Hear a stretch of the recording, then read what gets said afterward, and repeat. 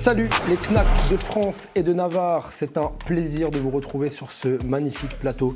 Avant tout, merci d'être avec nous pour cette première de Stub que j'ai l'immense plaisir d'inaugurer aujourd'hui. C'est un grand moment d'émotion pour toute l'équipe qui travaille sur ce projet depuis longtemps. Mais venons-en aux choses sérieuses. Notre premier format, ce que vous allez voir aujourd'hui les amis, s'appelle Knack Jeu. Il s'agit, comme son nom l'indique, d'un jeu où viennent s'affronter deux personnalités alsaciennes sur 5 épreuves autour de questions de culture locale. Évidemment, vous pouvez jouer vous aussi chez vous, on vous encourage même à le faire. Partagez-nous vos scores en commentaire et dites-nous si vous avez réussi à faire mieux que nos candidats. Et à propos de nos candidats, je vous propose d'accueillir sans plus attendre nos deux merveilleux premiers invités, Romain et Manu. Merci beaucoup d'être là. Salut. Pour ceux qui n'auraient pas la chance de te connaître, Manu, toi tu as bossé à peu près dans tous les rades de Strasbourg. Est-ce que tu peux me faire une liste? Elle sera non exhaustive, mais un petit peu des endroits où... Bah là, ça fait une quinzaine d'années que je bosse dans les bars. J'ai dû bosser dans à peu près 13, si mes calculs sont bons.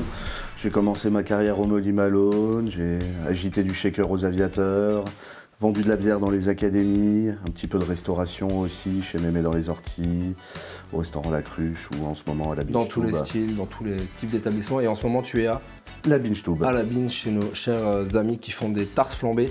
Manu, merci d'avoir mis ces pantoufles. Elles sont absolument magnifiques. C'est qui, en fait? Alors, c'est les pantoufles de la cage aux folles pour le pied gauche Zaza et Renato pour le pied droit.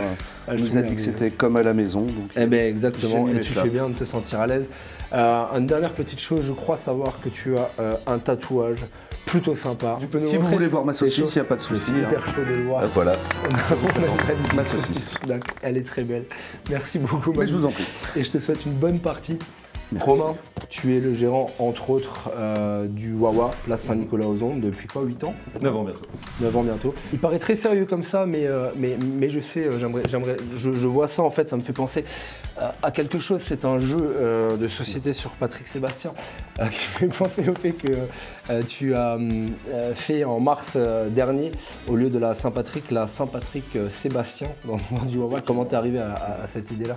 Là, c'était la 3e version de la Saint-Patrick Sébastien, du coup le 17 mars.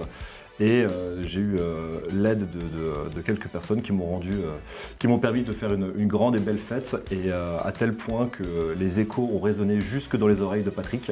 Patrick qui nous a contactés pour nous dire que ce qu'on faisait, c'était incroyable. Pour vous féliciter, Ouais, ça c'est beau, putain, on espère l'avoir cette année du coup. À nos côtés, un rêve peut-être de l'avoir. On peut dire que c'est un projet. Ouais. Messieurs, nous allons aussi, je vais vous présenter aussi très rapidement Jean-Luc, le chat de Stub qui restera a priori avec nous toute l'émission, mais aussi et surtout Nico, l'arbitre de Stub, l'imperturbable arbitre. C'est lui qu'il faudra donc soudoyer si jamais vous espérez avoir plus de points. C'est lui aussi qui tranchera quand je ne serai pas capable de le faire, si jamais vous sortez du cadre des réponses que j'ai. Nico, comment vas-tu? Bah, ça va très bien. Donc pour les messages aux deux invités, j'ai mes cruches à pourboire si jamais, si jamais vous voulez soudoyer. Merci Nico. Si vous êtes prêts, messieurs, est-ce que vous êtes prêts déjà? Oui. Attends 2 secondes. Je préfère d'ailleurs. Je vais trinquer avec vous à cette première de Knack Jeu.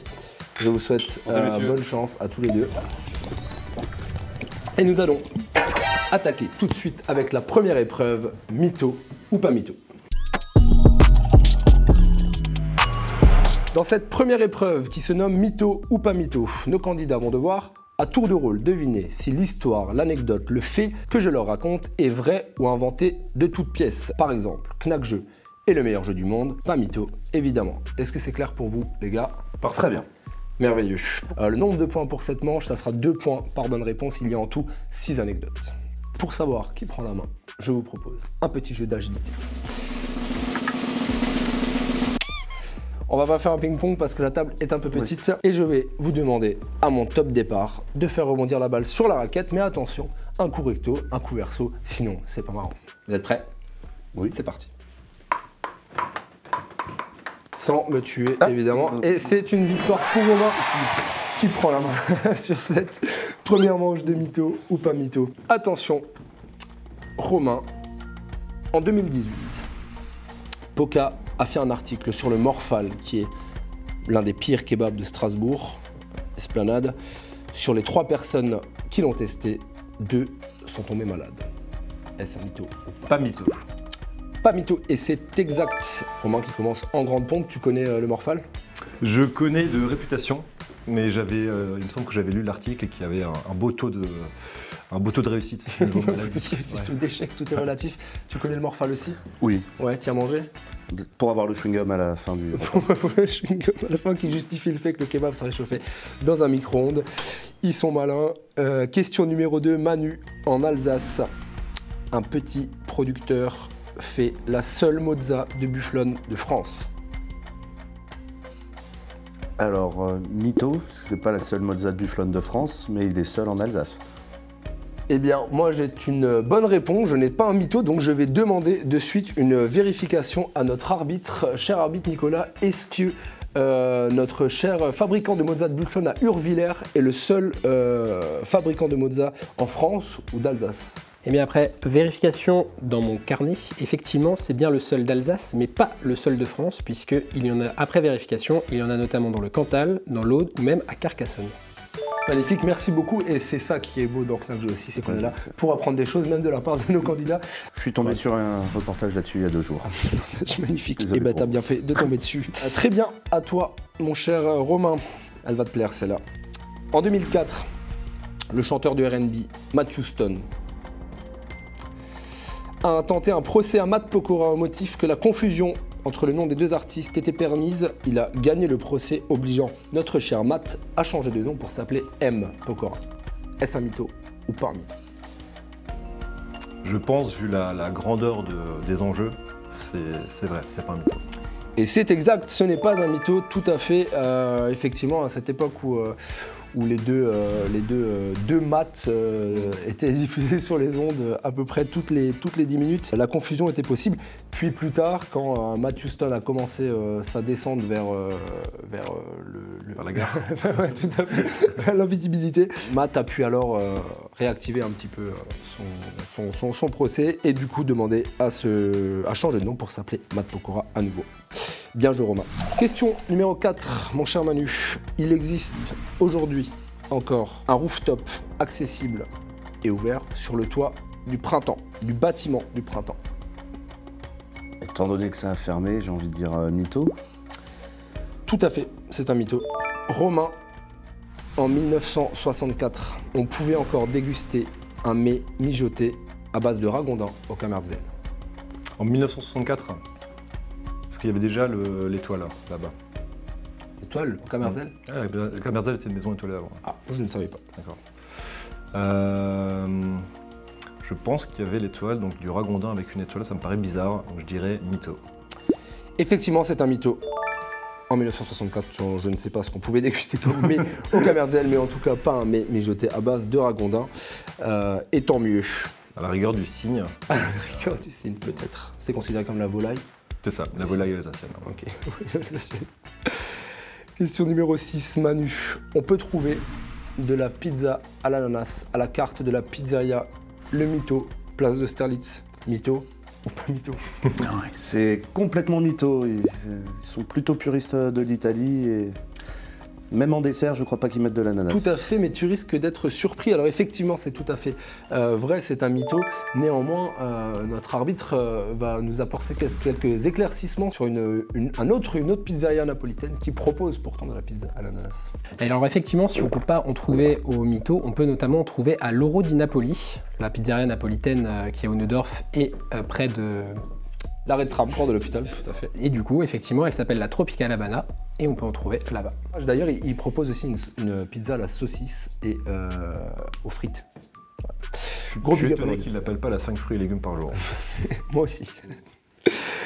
Très bien, est-ce qu'on peut avoir un rappel des scores sur cette première épreuve, mon cher Nico? Et moi, c'est tout simplement un sans faute pour nos 2 invités puisqu'ils sont à 6 partout. Magnifique, bravo. Bien joué les gars. Vous pouvez être fiers de vous. Ça va, comment vous vous sentez confiant pour la suite? Ah, c'est une pression, une saine pression. À 2/5 comme un bon pneu. On va continuer de suite avec la seconde épreuve, les Knack à choix multiples. Pour cette deuxième manche, les Knack à choix multiples, je vais proposer à chaque fois une question avec 3 possibilités de réponse à nos 2 candidats. Une seule est la bonne, vous allez devoir deviner laquelle. Pour chaque bonne réponse, il y aura 2 points. Est-ce que vous êtes bon? On est prêt. Ok, Au taquet. magnifique. C'est toi Manu qui va commencer cette fois-ci avec cette première question. En 2022, quel bar strasbourgeois est rentré dans le top 500 des meilleurs bars du monde? Est-ce le Café des Sports, le bar caché de l'Eden Place ou le Code Bar? Ah, ça semble assez évident. En fait, j'ai vu l'article sur la mozzarella en sortant du Code Bar, donc je pense que c'est eux. C'est effectivement le Code Bar, t'es un client habitué. J'aime bien y passer du temps, c'est pour moi C'est ton bar à cocktail les meilleurs préféré? cocktails de la ville pour moi. Oui. Ils méritent largement leur place dans le top 500. Tout à fait, ils sont en effet... Et on s'y est aussi croisé 2 fois cette semaine. J'ai croisé 2 fois cette semaine, vous avez eu le temps d'avoir l'anecdote. Romain, quel célèbre réalisateur a pu être apercevoir en train de faire un karaoké au Baratin à Strasbourg? Est-ce Luc Besson, réalisateur de Taxi, entre autres, Christophe Gans, le réal de Silent Hill, du Pacte des Loups, pour ne citer que, ou Robert Rodriguez, le réal de Sin City? Le deuxième? Et c'est une mauvaise réponse, malheureusement, il s'agissait de Robert Rodriguez, le réal de Sin City, Qui a envie de jouer? qui était Ok. dans le cadre du FEFS 2019, où il faisait une masterclass. On lui a proposé ensuite d'aller faire un karaoké en ville. Il a donc suivi la meute. Karaoké amateur? Un petit peu? Tard. Sous la Tard le douche, soir. oui. Tard ou seul à la maison? Ok, très bien. Manu, en 1957, dans ce qui est aujourd'hui le Jardin des Deux Rives, dans quel club au design inhabituel pouvions-nous aller danser? Nous, peut-être pas directement en 1957, mais nos parents, sans aucun doute. Est-ce un bus aménagé, la carlingue d'un avion ou la cale d'un bateau? Voilà. À l'emplacement où il y avait le Nautiland, que peut-être les plus anciens ont connu, mais Tout à fait. c'était pas le bus. Nautiland Le qui bus était- Palladium, peut-être un bus? Non. Et non, c'est une mauvaise réponse. C'était la carlingue d'un avion.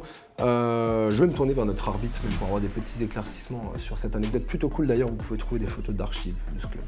Et en fait, c'était un Lockheed Constellation d'Air France, en fait, qui a été mis en service donc en 1957, mais qui a été retiré en fait en 1966. Et 3 ans plus tard, donc en 1969, il a été vendu à un entrepreneur qui l'a installé devant ce qui était le motel à À côté l'époque. de la piscine. Et donc pendant 9 ans, il a servi de bar en fait devant le motel. Et en 1978, malheureusement, un incendie lui a coupé les ailes. On avait effectivement un bel avion, un beau club en avion, chose qu'on n'est pas prêt de revoir à Strasbourg. Romain, que s'est-il passé le 30 juin 1971 à Strasbourg? T'avais quel âge en 71? 71, j'avais bientôt 29. Le Racing a mis 6-3 à l'Olympique de Marseille. Mhm. Le gang des Lyonnais s'est offert un sacré braquage. Ou la Fnac inaugurait fièrement son nouveau magasin avec vue Place Kléber. Je pense que c'est la date du braquage. Tout à fait, exactement. C'est la date du braquage par le gang des Lyonnais qui a braqué à l'époque 1 milliard d'anciens francs. Tu connaissais l'anecdote? Enfin, tu l'avais déjà vu. Un film a été fait sur ça. C'est possible, ouais, il y a un film qui s'en est inspiré effectivement, mais même plusieurs je crois, qui ont braqué effectivement 1 milliard d'anciens francs en 4 minutes sans la moindre violence. Manu, qui a dit « De là à me qualifier d'homme d'affaires, le terme me paraît un peu pompeux et ne correspond pas vraiment à mon quotidien ». Est-ce le restaurateur Franck Meunier dans un reportage pour France 3? Marc Keller, le président du Racing, dans une interview pour Hors Normes? Ou est-ce Pierre France, le rédacteur en chef de Rue 89 Strasbourg, dans son édito de septembre? Alors, on pourrait qualifier les 2 premiers d'hommes d'affaires, donc j'ai envie de dire Pierre France. Tu as envie de dire Pierre France? Oui, bah je vais le dire. Hein, ça. Je vais le dire, et c'est une mauvaise réponse. Malheureusement, c'était Franck Meunier qui disait ça dans un reportage pour France 3 en 2019. Romain, la dernière est pour toi. Est-ce que tu es amateur de gastronomie alsacienne? Apparemment, Je d'une pratique. certaine oui. Je pratique pas mal. Ok, très bien. Ma question porte sur la choucroute. Qui a inventé, à qui doit-on la choucroute? Est-ce à Maïté, Hop, bien là ma puce. au premier chef du restaurant Kamerzel, on y revient, ou aux Chinois? Alors Maïté, je pense qu'elle est un peu trop contemporaine. Camerzel, ils sont connus pour la choucroute au poisson. Donc je pense pas que ce soit ça. Donc je dirais par déduction les Chinois. Et c'est une très bonne réponse, bien joué à toi Romain. Effectivement, ce sont les Chinois, les ouvriers chinois, plus précisément pendant la construction de la muraille de Chine, qui mangeaient du chou fermenté, puis qui a été ramené par les différentes conquêtes, notamment par les Han et Gengis Khan en Europe, puis transformé en passant par les Allemands avec 2,5 kg de viande en tout genre par-dessus pour devenir la choucroute qu'on connaît aujourd'hui. Eh bien, c'est la fin de cette épreuve des Knack à choix multiples et je vais me tourner vers notre arbitre pour avoir un petit rappel des scores de cette manche. Et désormais, c'est Romain qui passe en tête avec 10 points contre 8 pour Manu. Donc absolument rien n'est joué. Ça se suit de près, bravo en tout cas Romain, mais tout est encore possible puisque nous passons à notre troisième manche, et non pas des moindres, c'est le Knack Pong. Pour cette troisième manche, nous allons continuer avec l'épreuve du Knack Pong, l'une de mes préférées, messieurs. Rien de plus simple pour cette épreuve, un petit peu comme son nom le laisse présager. Je vais vous donner une catégorie. Vous allez chacun à votre tour devoir me donner des éléments appartenant à cette catégorie. Un petit coup pour du beurre, je vais vous dire les joueurs de l'équipe de France 98. Foot. Foot. Absolument. Deschamps. Zidane. Vous avez compris l'idée, je sais qu'il n'en aura plus. C'était fou. Maintenant que c'est clair, on va rentrer dans le vif du sujet. Attention, 3 points par manche gagnée sur cette épreuve. La première catégorie sera les arrêts de tram strasbourgeois. Je vais vous laisser une quinzaine de secondes pour vous faire votre petite liste dans la tête, histoire que ça ne s'arrête pas en 2 coups. Homme de fer. Broglie. Langstrauss. Altune-Péric. Observatoire. Bagarzé. Université. Place d'Islande. Et c'est trop tard! Merde, quel dommage! Désolé. Bien joué. Manu, c'est une très belle victoire.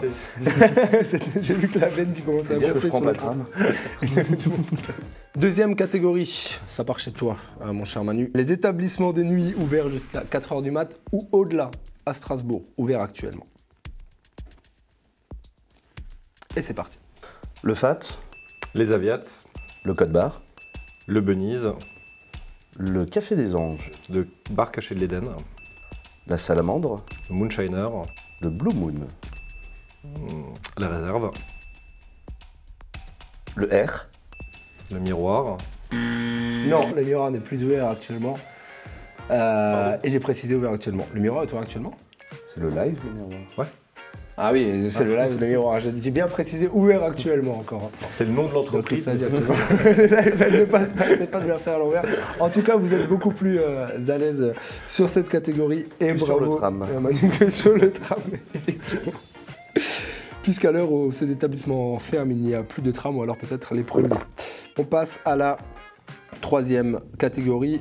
C'est toi, Romain, qui commence. Et celle-là, tu vas l'adorer, puisqu'il s'agit des kebabs strasbourgeois. Je vous laisse quelques secondes pour réfléchir. La réponse se trouve pas là-dedans. Qui c'est? Et c'est quand tu veux. Le Kebzababa. La Corne d'Or.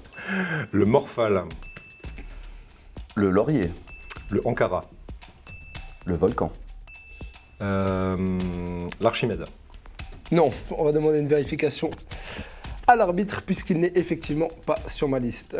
Eh bien, après vérification, effectivement, il n'existe pas d'Archimède au Neudorf. Et d'ailleurs, on était à ça de le laisser passer, mais il n'existe pas non plus d'Ankara. Et comme pénalité, ça sera -1 point. Et l'arbitre est intransigeant. C'est dur, mais c'est juste. C'est dur, mais c'est juste, tout à fait. Mais rien n'est encore perdu. D'ailleurs, est-ce que tu peux nous faire un petit rappel des scores sur cette manche, mon cher Nico? Cette manche a vu Manu complètement dépasser Romain avec 17 points pour Manu et désormais 9 points pour Romain pénalisé de son bluff. Ça t'apprendra. Désolé. J'aurais pas mis la pénalité à leur place. Facile à dire. Quand ça m'arrange. On continue de suite avec notre quatrième épreuve, Haut-Rhin, Bas-Rhin ou Lorraine. Et c'est parti pour cette 4e épreuve, Haut-Rhin, Bas-Rhin ou Lorraine. Une épreuve qui devrait, messieurs, bousculer un tant soit peu vos cultures générales. Je vais vous balancer des noms de lieux, de spécialités, des personnalités. Vous allez devoir me dire si, selon vous, ces dernières ou ces derniers sont affiliés au Haut-Rhin, au Bas-Rhin ou à la Lorraine. Ça semble simple. Ok, exemple, Patricia Cass. La Lorraine. La Lorraine. Il y aura un point par bonne réponse et qui dit changement d'ambiance dit changement de pratique. Vous allez devoir cette fois-ci vous munir de vos buzzers saucisses. Très beau buzzer saucisse d'ailleurs. C'est une épreuve de rapidité. Du coup, le premier qui buzz a le droit de me répondre. Vous allez à chaque fois en buzzant éteindre les deux autres personnes sur le plateau. Ça sera donc à vous de buzzer. Ça sert à rien de parler dedans. On t'entendra pas plus fort. Et bien sûr, si jamais vous buzzez et que c'est faux, la personne d'après peut rebuzzer, éviter de la manger aussi. On va en avoir besoin potentiellement pour d'autres tournages. Est-ce que vous êtes prêts? Super prêt. Ok, alors c'est parti les gars. La chanteuse Vita. Haut-Rhin. Tout à fait. Tu sais d'où elle vient? Pas du tout. Ok, mais c'est tout à fait, ouais. D'Ankara, je pense. Elle vient de Mulhouse. Elle vient de Mulhouse. Un point pour Manu. Le parc Sigouland. Bas-Rhin. Tout à fait, bien vu. C'est sans faute pour l'instant. Le centre Pompidou. Lorraine. Très bien, exactement. À Metz. À Metz, exactement. Comme Arthur. Plus compliqué, le plan incliné de Hartzwiller. Lorraine. Tout à fait, quelle maîtrise. Salipoca par ici. La plus belle, soi-disant, gare de France. Bas-Rhin. En vrai, c'est Lorraine, mais on la prend quand même, puisque nous, on est quand même bien de notre... Avec ou sans la On est bulle? ok, l'arbitre, c'est bon. Ouais, le côté chauvin fait qu'on est ok. Allez. Avec la bulle ou sans la bulle, très bonne question. Moi, je trouve qu'avec, ça va très bien. Belle Pas la gare de d'accord. Metz. Hein. Elle est belle, la gare de Metz aussi. Ouais, mais qui y va? Des Messins. La soi-disant ville capitale du kebab. Lorraine. Tout à fait. Metz aussi. L'expression une schmère. Le Haut-Rhin. Absolument pas. C'est la Lorraine, malheureusement. Dommage. Ok, la disco kid, la discothèque des enfants. Bas-Rhin. Non, malheureusement. Haut-Rhin. Tout à fait. Un point de plus si tu sais me dire où c'est. Mulhouse. À Mulhouse, exactement. Qui d'autre? En dehors de ça, c'est que des champs. Le mot nareux. Lorrain. Exactement. Est-ce que tu sais me dire ce que ça veut dire? Ouais, c'est du verlan, c'est du lard.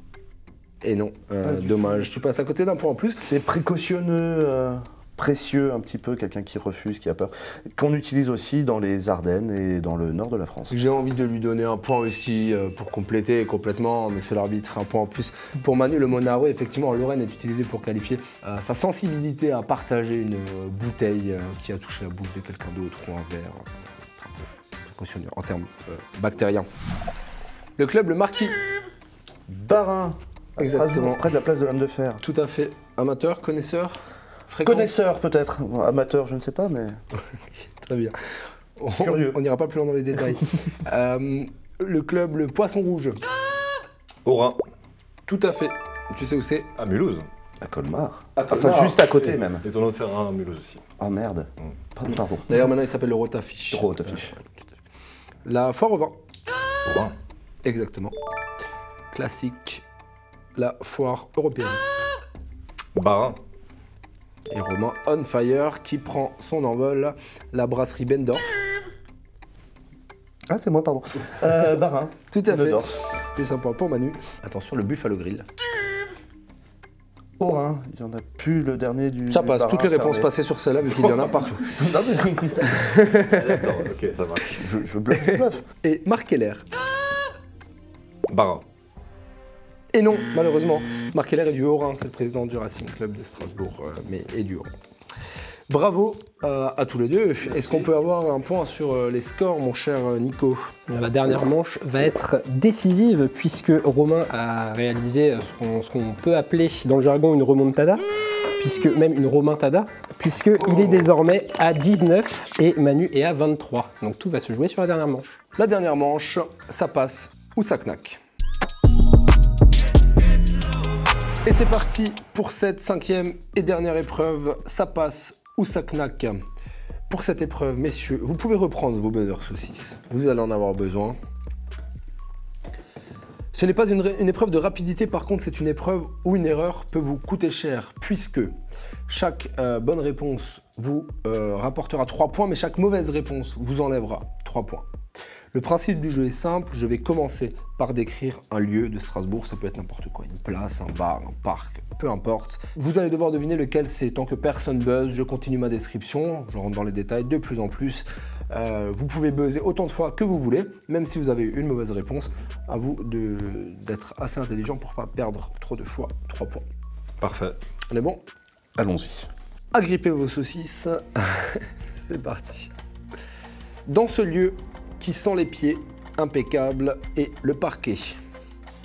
On y venait plutôt à dos, manger des mi-cadeaux, puis sur la piste, on ne se faisait pas de cadeaux. Le bowling de l'Orangerie. Et c'est une excellente réponse, bravo, quelle belle entrée en matière Manu. C'était bien. Aussi, également. Merci beaucoup. On a tous tous encore un pote qui trouve ça cool, faut croire qu'il a perdu la boule, pour le coup, mieux vaut qu'elle roule. On y pratique un sport tout droit venu des États-Unis, en peignoir, en white russian, et on se croirait dans The Big Lebowski. C'était évidemment le bowling de l'Orangerie. On y va pour ce deuxième lieu. On y parle plus facilement qu'on y accède. On y boit pas loin des pizzas, mais on n'y mange pas.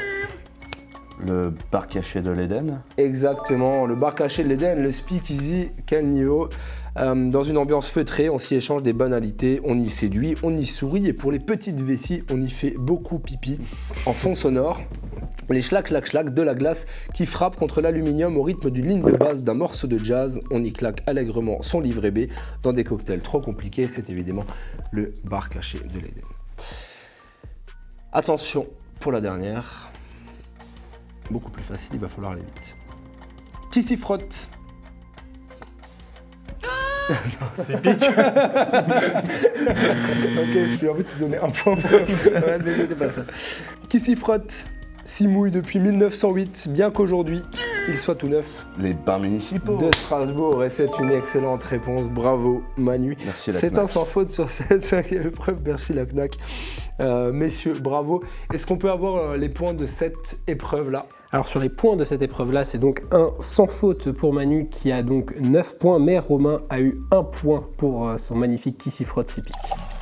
Et le grand vainqueur de cette première émission de Stub, de ce premier Knack jeu, est Manu, avec une victoire de 32-20 face à Romain, qui s'est pourtant bien battu. Manu, j'ai envie de te féliciter. Merci à toi. Merci d'avoir été là, tu as été excellent. Mes félicitations. Romain, merci. Bien joué. aussi, bravo. Et Merci à toi. félicitations, tu t'es très bien battu. Un bon adversaire nous rend meilleur. Oui, exactement, c'est bien dit. Je vais te remettre aussi le magnifique trophée de Knack Jeu que Nico va nous ramener. Merci Nico d'avoir arbitré cette partie.